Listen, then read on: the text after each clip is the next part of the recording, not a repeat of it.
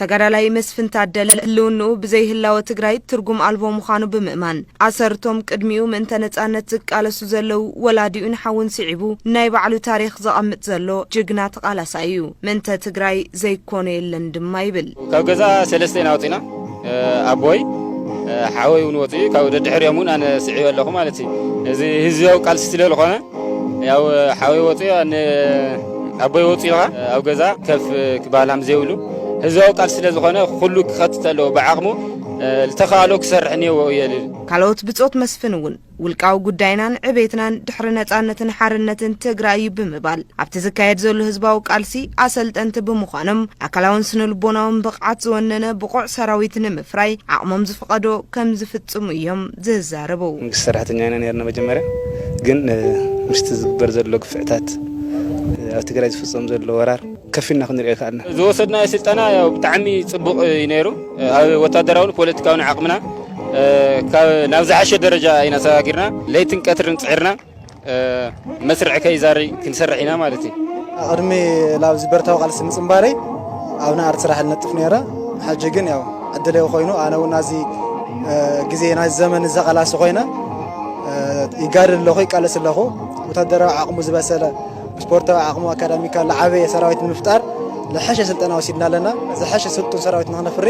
ሓዙን ድልዋቲና ሰራዊት ትግራይ ካብ ወለዱ ዝወረሶ ጀግንነት ዓቂቡ ብጽንዓት ጸገማትና ሰገረ ዝግስግስ ጅግና ሰራዊት ምዃኑ ድማ ይገልጹ እዞም አሰልጠንቲ ኣብ ደስ ዝበለ ሰዓት ደስ ዝበለ ፍጽም ዝኽእል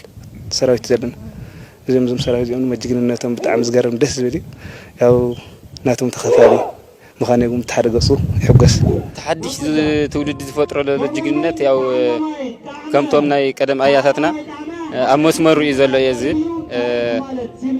ورثنا هنا تقدم حلف برتا وقال 17 عامت تاريخ مثلنا كنقرت له صوصوين مثلا نبره مثلا نولدنا تاريخ كون كنامنوا لخبنا نبره تاريخ ابعلنا خنريو خيلنا لنا እንደውም አሁን አድለኛ ታቲና በጣዕሚና አድለኛ ሰው ታሪክ ኮይና አብይ አህመድ ዳግም መሬት ትግራይ አይረግጽንና በለ ኣብ ልዕሊ ንጹሃን ዝዓለመ ደብዳብ ድሮን ምክያዱ መግለጽቲ ሓሶት ዝኣመሉ ስርዓት ምዃኑ ድማ ወሲኾም ገሊጾም እዮም እዞም አሰልጠንቲ ሓሶት መግለጽ እዩ መሬት ትግራይ አይረግጽን ይል بخالي وجن دما ددويت حنسان قالن سموي تملو أب عادتون هم 20 قالن سوات موي تملو تهكلن يا دليتون بهاغون يا هزب تግራይ